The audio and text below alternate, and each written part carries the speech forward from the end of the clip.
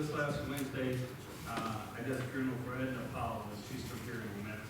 And just remember the Powell family as they go through their grieving process.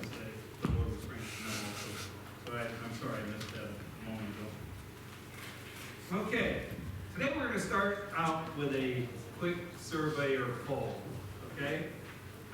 So I'm not giving you the title because it'll give away my survey or my poll or whatever you would like to call it.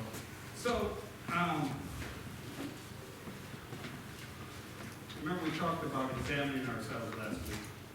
And so just for a second, I want you to examine yourself when I ask you which of these you are most like, okay? Because then I'm going to ask people to raise their hands even, all right? Which are you most like? Are you most like a person that's caring? A person that's kind? A person that's helpful? Or a person that's compassionate? So, if you're a person that's most like a person that's caring, raise your hand. Okay, a few people. All right? How about a person that's most kind? Raise your hand. Okay, a few more. A person that's most helpful? Quite a few here, isn't there? And how about a person that's most compassionate? We have a few. Yeah. Okay. Well, today our title is Being Compassionate. Okay? And I want to explain to you as we look up above, we just have a few verses today, and I used 3 different Bibles today. Ephesians 4:32, I'm using the NIV version. Colossians 3:12 and 14 is the ESV version. 1 Peter 3:8. Luke 10:30 through 35. And Matthew 9:36 through 38. I think this might be the first time in a long time that I haven't used an Old Testament verse in my message, so which is very unusual. But that's the way it played out today. So, compassionate, be compassionate. I have to tell you, now this is a randyism. There's no survey that has been done. There's no title that's been done. There's no government that has issued a decree to do this. But this is a randyism in this. I truly feel that a person can be compassionate and have all the others. But I also believe that people can have the others and still not be compassionate. So people can be caring people but still not be compassionate. People can be people that like to help others, but they still are not compassionate. There are people that are kind, but they're still not compassionate. So by the time we get done with the message today, I hope that each and every one of us, as we raised our hand, if I was to ask next week, what would you most like to be, would every one of us would want to raise our hand, be compassionate. Because if we're compassionate, the other 3 fit right in there, and we're going to explain that in just a few minutes. So today's message is called Being Compassionate, showing compassion towards others. And it's an easy thing to say. There's a lot of people that say, I'm a compassionate person, but really when it gets right down to it, they're not. They're not. And so today as we go through this, we're just going to go through a few verses and break them down and see where we're at. Okay? Ephesians 4:32, NIV version says this. Be kind and compassionate to one another, forgiving each other, just as in Christ God forgave you. Let me read that again. Be kind and compassionate, just as, or to one another, forgiving each other, just as in Christ God forgave you. So what does that exactly look like? It's this, that, again, kindness and compassion go hand in hand. But in saying this, it's really interesting because some of the versions that I read upon, and I read like 5 different versions of this, but there was a couple of different versions that said instead of compassion, they said tender-hearted. See, as Christians, just as Christ is tender-hearted towards us, right, is that we need to be tender-hearted towards others. I have to tell you, in America today, we're losing that. We don't even know our neighbors anymore. And we sure won't help them out. Because next time they might come back and want more. I've said this before. I did a funeral service Wednesday. You know, for everybody else, it's just another day. You know, you this, but when I was a little kid, when there was a funeral, you know, Bradley's not a huge town, but when there was a funeral, pretty much most of Bradley shut down. Why? Because everybody was giving respect to that family. I think I've shared before in the city of Bloomington, if you are passing a funeral procession, either direction, and a police officer sees you, they will stop you and give you a ticket for lack of respect for that family that's struggling. And I think that's the way it should be. I think that we need to get back to that. And part of that is having compassion for one another, for having compassion for others. And we've kind of lost that as Americans. Because as we have compassion for one another, I've said this before, is that sometimes it causes you to have sacrifice. And sometimes what it does is it makes you vulnerable. See, it's really easy when something happens, you try to help somebody out, and they stick it back to you, right? It's really easy to get a hardness towards them. It's really easy to say, you know what, I'll never help them again. Yet that's not what Christ tells us to do. Christ says that if you ask for a cloak, give him all of it. Right? He says, don't stop there. Clothe the man. And in doing so, he's telling us here is that you need to have the same compassion on others that I've had on you. Christ had such a great compassion for each of us that he laid his life down for us. I think we touched upon that last week, didn't we? I believe we did. And in doing so, it's important for us to understand that we need to find a way to become more compassionate towards others.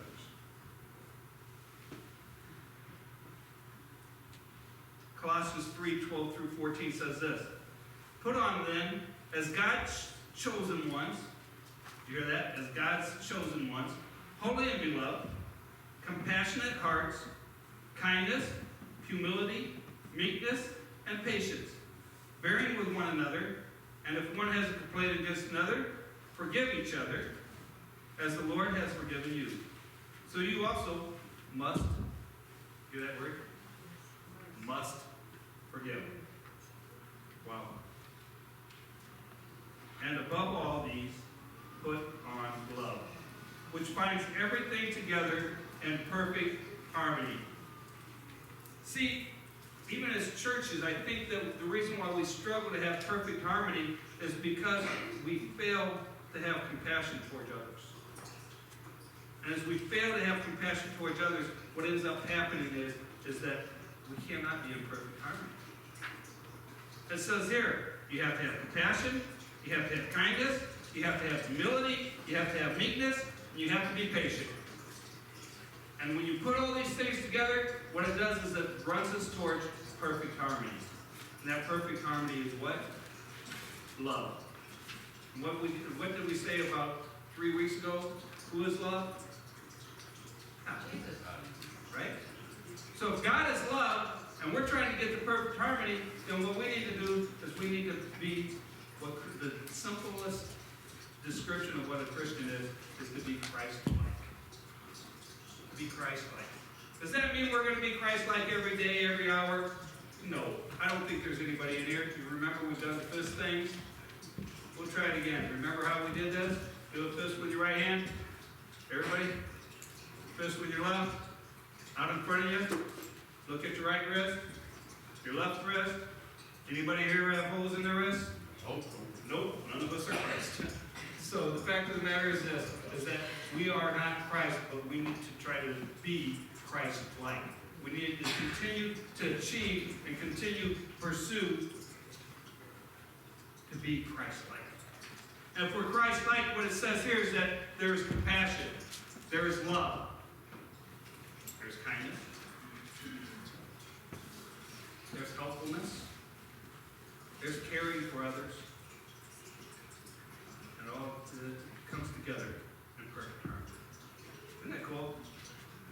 I just really love that verse. So as he's telling us this, he's telling us that we need to seek compassion. We need to be compassionate. I was teasing, and I think I I might have mentioned it to Steve. I'd actually thought about doing this, and Donna told me, no, you're not doing this. But honestly, I was considering doing this. Was I was going to put a friend that I knew would have done it out at the four-way stop sign up here this morning.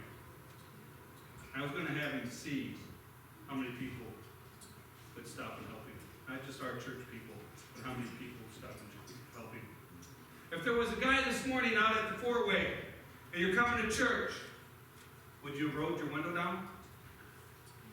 If there was a guy at four-way with a little sign or came up and started to approach your window, would you see what he wanted?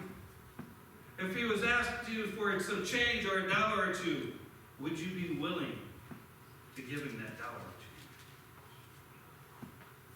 I didn't do it. He's not coming through the doors. But I had considered it. But the reason why I considered that was for this reason. That's compassion.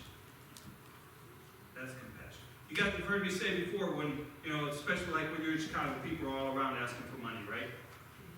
There's 3 scenarios there. The first scenario is this. You do not give him a penny. You walk by him, nod your head, wave at him. Nice day. That's on you. Second one is you give him some money and he abuses it. First of all, once you give him the money, it's not yours anymore anyway. And really, I love what Steve says, it's all God's in the first place.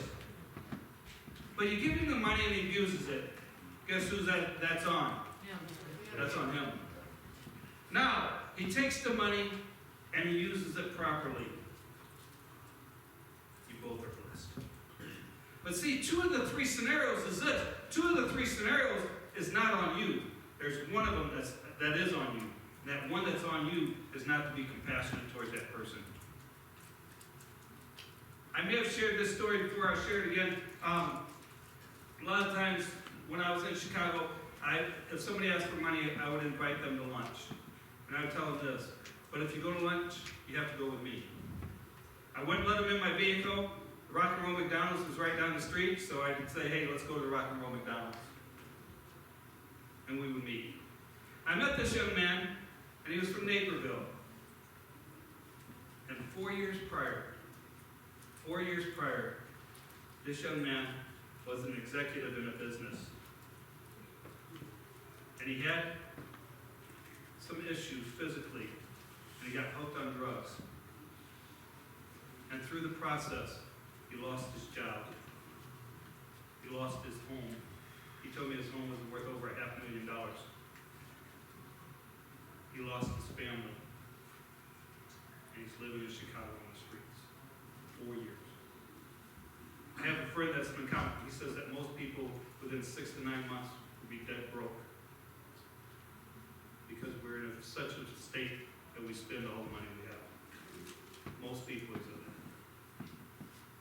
So in doing so, I met this young man and I asked him to go to Rock and Roll McDonald's with me. He did. And as I left there, I have to tell you, my heart was broken. My heart was broken. Had another time where this man came up, and actually Don and I were youth leaders at another church, and we had kids with us, and we went to this thing called Acquire the Fire.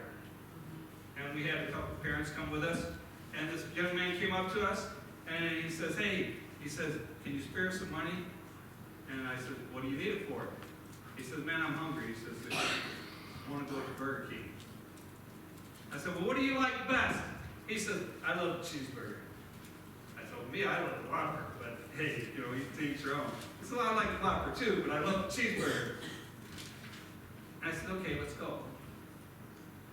And he looked at me, he says, what do you mean? I said, let's go.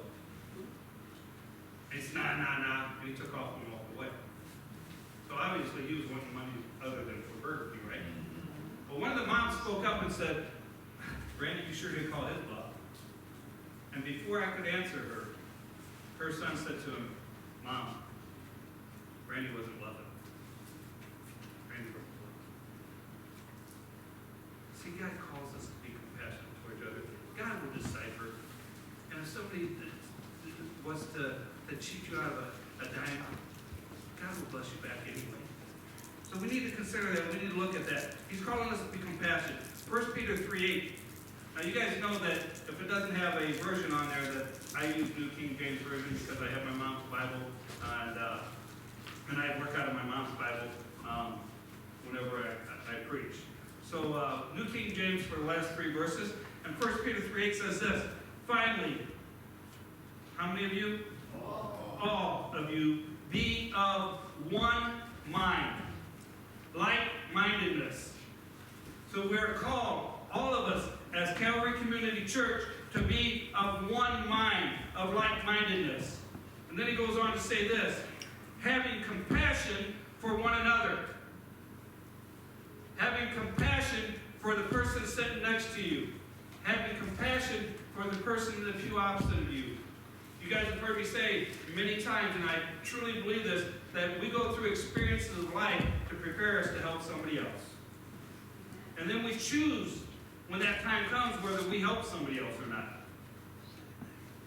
And sometimes that opens up old wounds, doesn't it? And sometimes it even hurts a little bit. But you know what? I don't know what the person from the other side of the pew is doing. But maybe they're going through the exact same thing that you've been through. A few weeks ago I shared about when my son was 19 and he lost his best friend.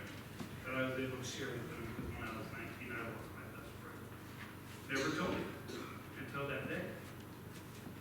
But in doing so, there are people on this side of the church that have experienced things that somebody over here might be going through right now. And that's why it's important for us to be open in prayer and the prayer requests. That's why they're so important. Because as we hear somebody going through something, there's somebody else that says, you know what? I've been there, done that. You guys have heard me say the difference between sympathy and empathy is this. Sympathy is I can feel for you, I can pray for you, I can be there for you, but I really haven't experienced what you're experiencing. Empathy is, guess what? I've been there. Or something very similar to that. And since I've been there, let me help you through this process of you getting better. And see, at that point, you're not walking it alone. You're not walking it alone. You're walking it together.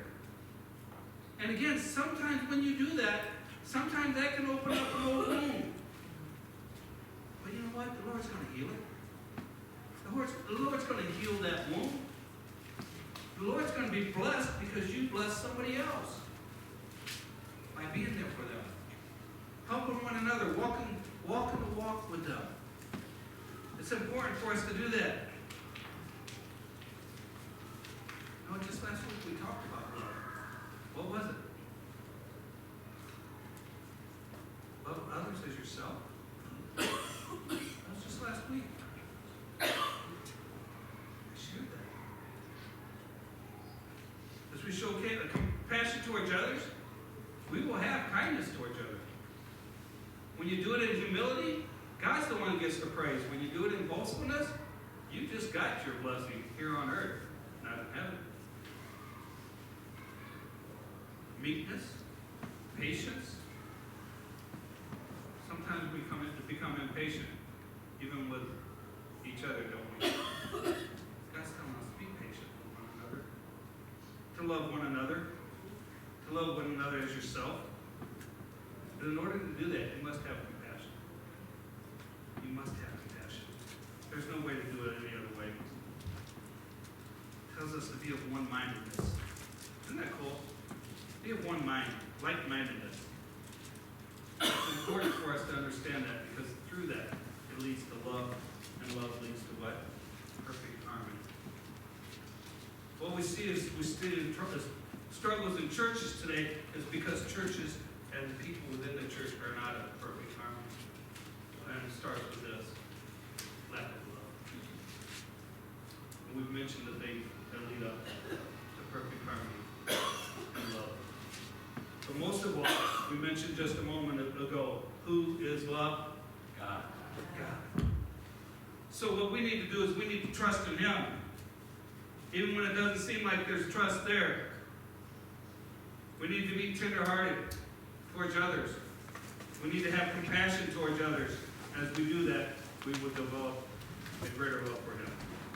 Luke 10, 30 through 35 says this. It says, then Jesus answered and said, a certain man went down from from Jerusalem to Jericho, and fell among thieves, who stripped him of his clothing, wounded him, and departed, leaving him half dead. Now by chance, a certain priest came down that road, and when he saw him, he passed by on the other side. Likewise, a Levite, when he arrived at the place, came and looked, and passed by on the other side. Let's stay away. Let's not get involved. And so, as he does this, but a certain Samaritan, as he journeyed, came where he was, and when he saw him, he had compassion. He had compassion on him. So he went to him and bandaged his wounds, pouring on oil and wine, and he set him on his own animal, brought him to an inn, and took care of him. On the next day, when he departed, he took out 2 denarii, gave them to the innkeeper, and said to him, "Take care of him, and whatever more you spend, when I come again, I will repay." Compassion. It said he had compassion on him. Did the priest have compassion on him? No, he ran the other way. Did the Levite, who was his own man, have compassion on him? No. The Samaritans hated Levites, Levites hated Samaritans. The Samaritan showed compassion towards this man. I think it's important for us to understand that. But here again, I said sometimes it costs you. Sometimes it costs you time. Sometimes it'll cost you financially. Sometimes it'll cost you hurt. But God's calling us to do that. You think the man thought twice about taking out the 2 denarii and handing it to the innkeeper? He didn't think twice about that.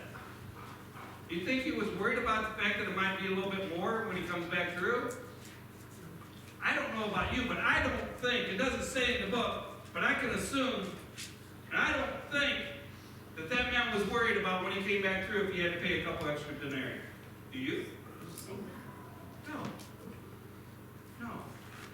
And it all started with one thing. It all started with he had compassion toward him, and others did. There's a new song that's out where it talks about God comes running to you while others walk away. You guys know that song? Well, when you hear it, you'll know right away. That's what Pastor's talking about. And I don't know the title of the song. But part of the song is this: when God comes running toward you while others walk away.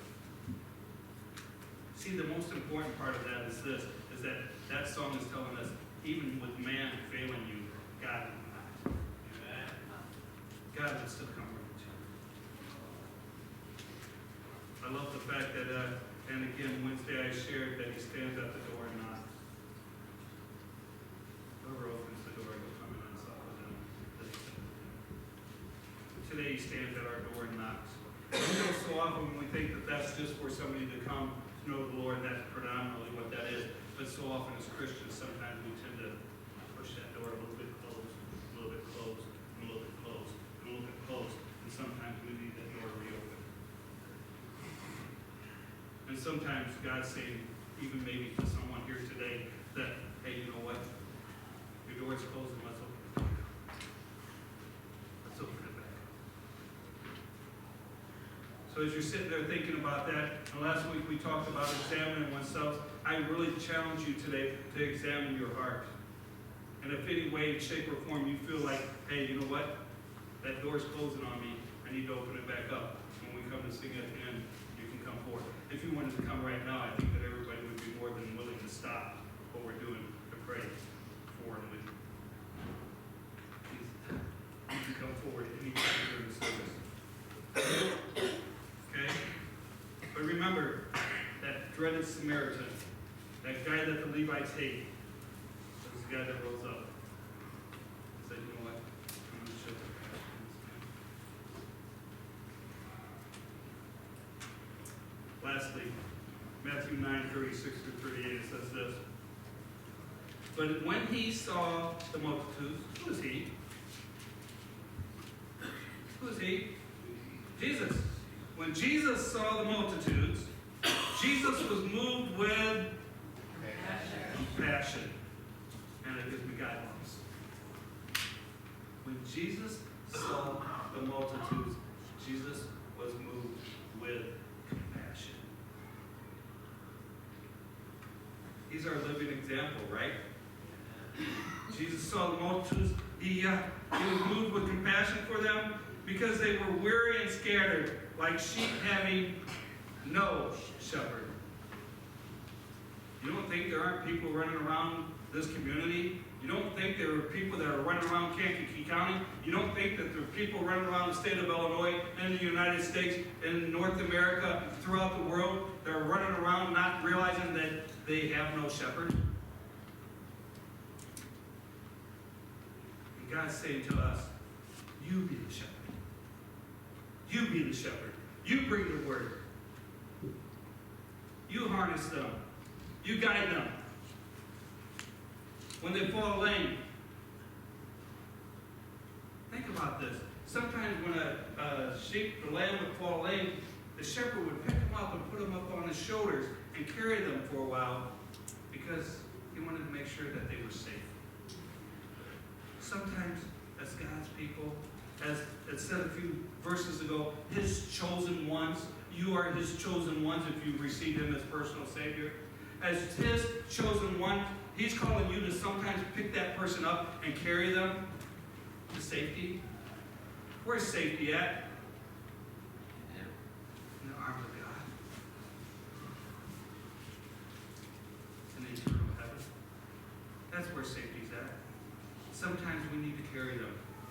You've heard me say this before, and I'm going to continue to say it and continue to say it, is don't give up on your loved ones. Because again, we sometimes get hardened, don't we? Sometimes when we're trying to pray for our brother or our sister or our parents or our kids, and they're not doing what you know that they need to do, don't give up on your loved ones. As Steve was doing his little things this morning with the kids, I was thinking, when he said about the donkey acting up, for you younger ones that have kids that are here today, maybe sometimes when they're acting up it's because God's standing before them. Maybe not, but maybe, right? But in doing so, I just thought that was kind of, when you said that, I was thinking, let's see. When my kids were acting up, was that because the Lord was in front of them, or was that because they were serious? I think it was probably the latter, but it was a good thought. Makes you feel a little better about it, right? But in doing so, it says here that he had compassion, that they were weary, scattered, like sheep having no shepherd. Then he said to his disciples, who are his disciples today? Yeah. Everybody that proclaims Christianity is his disciple today. So as it says, as he said to his disciples, he's saying to you and I, if you proclaim Jesus Christ as your personal Savior. As he said to his disciples, he's saying to you and I this morning this. This is what he said. The harvest truly is plentiful, but the laborers are few. Wow. Therefore, pray the Lord of the harvest to send out laborers into his harvest. Outside these doors, there's a harvest. And what that verse is telling us, as we are his disciples, that he's calling us to go out and pick the harvest. To care for the crop. To nurture. To bring them in. You guys have heard me tell you before about the two different farmers where one of them took care and the other didn't. And the one that took care of his farm, there was plentiful. The one that didn't take care of his farm, he had just a terrible crop. Why? Because he didn't take care of his crop. The guy that worked his land, his was plentiful. I remember when I was with Youth for Christ, we had this conferences over in Indiana. And I was driving over to Indiana. There's one thing more than anything else that I love about farmers, is that if one's in need, what you see is all the others rally around them. Right? If a farmer gets sick right before harvest, what happens? 4 of the other farmers come and harvest his field, 5 of them, 6 of them. All of his neighbors, all of his friends rally together to raise him up and lift him up. But I noticed as I went to Indiana, it was in November, and the snow was already on the ground, and I was going over there, and I passed a field that was still unharvested. All the crop was still up. And I looked at it, and the first thing that came to my mind was this.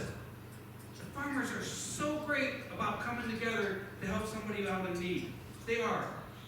The farmers are outstanding about that. They show compassion towards one another. And this farmland, and it was a large parcel of land, was unfarmed. And the first thing that came to my mind is, why didn't the other farmers come and help for this one? I don't know. I don't know why. But it definitely put it on my mind. What happened there that that person didn't get help like all the rest of them usually do? Because if you guys know anything about farmers, they do rally together. Right, Daryl? I bet you. They rally together and they help one another out. And this farmland stood dormant. And the crop was ruined, I'm sure. I thought, why? Why? You know why? Because none of the other farmers came around to rescue that farm. That's why. Don't know the reason. There may have been a very good reason. Maybe the guy was a jerk. I don't know. But, you know? But the fact of the matter is that usually they rally around each other. So he said to his disciples, the harvest truly is plentiful, but the laborers are few. Therefore pray the Lord of the harvest to send out laborers into his harvest. In 2023, as Calvary Community Church, we need to be his laborers. But if you notice, if we go all the way back up to the top of the verse, what was the very first thing that Christ did? He had compassion. See, we need to become more compassionate. We need to be more compassionate about who we are. We need to become more compassionate about serving others. And we need to be more compassionate in love for the lost. Because that's the only way it's going to happen. We need to continue to do this. As I've shared, we are his laborers. We are his disciples. As we prepare for our last song, my challenge is to you this. If you feel like, remember I said a moment ago that maybe the door is closing on you, I'm going to challenge you to come forward as we sing. Maybe you've never opened that door to the Lord. I don't know every heart. I know most hearts here. But I don't know every heart here. Maybe the Lord, if you've never said, Lord, I need you. I need you to come in and sup with me for the first time. Please come forward. Maybe you're saying, you know what, Pastor, I'm not very compassionate. I want to be more compassionate.